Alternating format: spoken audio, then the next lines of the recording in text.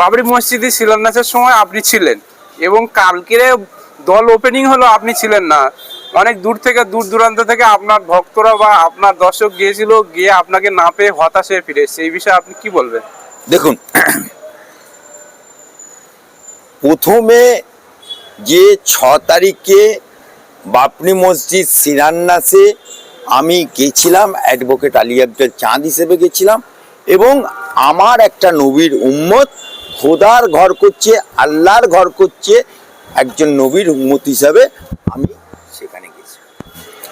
প্রথম প্রশ্ন হচ্ছে, হুমায়ুন কবির 4 তারিখে যখন তার দল, তৃণমূল দল তাকে আজাদ করে দিল, তাকে তালাক তালাক তালাক করে দিল, করলো কে? মুসলমান। ফিরাদ হাকিম গেঞ্জি পরে নিয়ে কাটা, ডায়ে কে? মুসলমান, বাঁয়ে কে? মুসলমান। অর্থাৎ ফিরাদ হাকিমের বাঁ পাশ ডান পাশ সব মুসলমান। আমার প্রশ্ন, যে তৃণমূল দলে রাজ্য সভাপতি হিন্দু সেদিন ছিল না কেন? এবং ওখানে মুর্শিদাবাদ গদগদ মুসলমান জেলা, সেই জেলা তো প্রেসিডেন্ট হিন্দু, সে কোথায় ছিল সেদিন? তাকেও দেখা যায় না। অর্থাৎ মমতা ব্যানার্জি লোহে সে লোহে কাটছে, লোহে নেই কাটতা है। তা হুমায়ুন কবিরকে যখন আজাদ করে দিল, এবং 5 তারিখে আমার মামলার হিয়ারিং হয়েছে, মামান্য চিফ জাস্টিস মামলা করলো কে? একজন নিমক হারামখোর মুসলমান।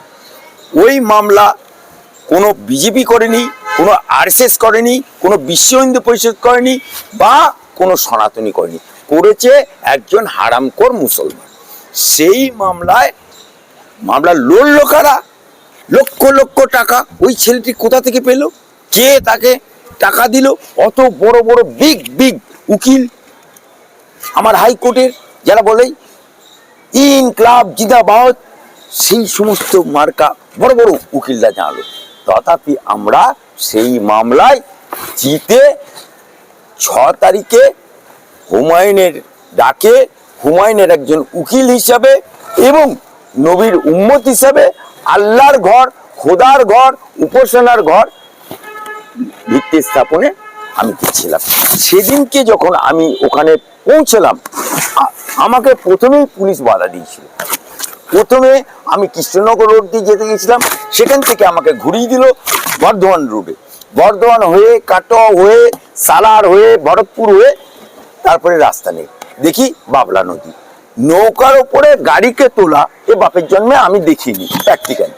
নৌকার উপরে গাড়ি তুলে বাবলা নদী পেলাম, আবার বাবলা নদী পেরিয়ে খানিকটা এগুলাম, আবার গঙ্গাতেও নৌকার উপরে গাড়ি তুলে পার হয়ে আমি যখন ওখানে পৌঁছলাম, লক্ষ লক্ষ মানুষের ভিড়, যেদিকে তাকায় মাথার মাথা।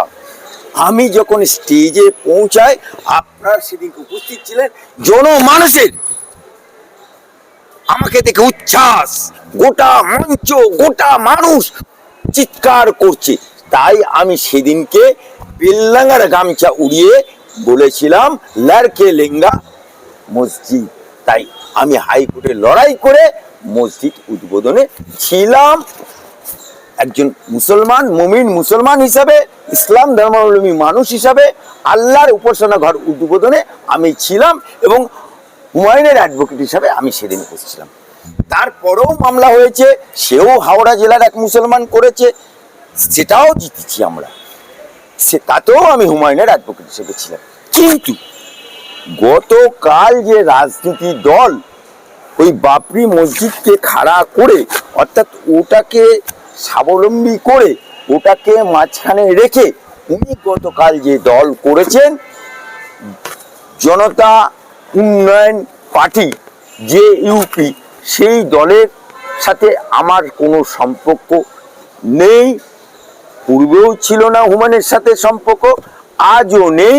এবং আমার নবী বলছে বিনা দাওতে কারোর বাড়ি যাওয়া হারাম। তাই আমি ওই দলে ছিলাম না, বর্তমানেও নেই। তাই উনি একটা রাজনীতি দল খুলেছে, তৃণমূল ভেঙে দল খুলেছে, এখন ওনার দল চলবে কেমন করে, কি করে চালাবে, ডায়ে কাটবে না বাঁয়ে কাটবে, প্রার্থী কটা দেবে, 44টা দেবে না 190টা দেবে, সেটা ওনার ব্যাপার। তবে আইডিওলজি হিসেবে ওনার দলের সাথে আমার মিল খায় না। শুধু এইটুকু হুমায়ুনের কাছে বলবো যে তোমাকে যারা দল থেকে তৃণমূল থেকে বার করে দিয়েছে, ইঞ্চিতে ইঞ্চিতে জবাব তোমাকে দিতে হবে এবং বাবরি মসজিদ তোমাকে তৈরি করতে হবে এবং সাথে সাথে তোমাকে এই দলকে গণতান্ত্রিক হিসাবে আমাদের বাবা আম্বেদকরকে, আমাদের সংবিধানকে মেনে চলতে হবে, ভারত মাতার জয় বলতে হবে এবং এই জামাতের মতো, বাংলাদেশি জামাতের মতো ওখানে যদি কোনো আচরণ হয়, অ্যাডভোকেট আলী আফজল চাঁদ ইঞ্চিতে ইঞ্চিতে জবাব নেবে। প্রথমবারে মামলা হলো, একজন আব্দুল সালাম, ডাক্তার আব্দুল সালাম মামলা করলো, সিপিএমরা সেই মামলা লড়েছে, সিপিএম এর পার্টির মানে উকিলরা। কিন্তু কাল দেখা গেল সিপিএম পার্টিকে নিমন্ত্রণ করছে জোট করবো, এবং আব্দুল সালাম খুদ ওই পার্টি মানে উদ্বোধনে উপস্থিত ছিলেন। কি বলবেন, আপনাকে ডাকা হলো না কেন? আপনি তো অনেক হেল্প করলেন। দেখুন, আমি তো রাজনীতির জন্য ওর মামলা লড়িনি।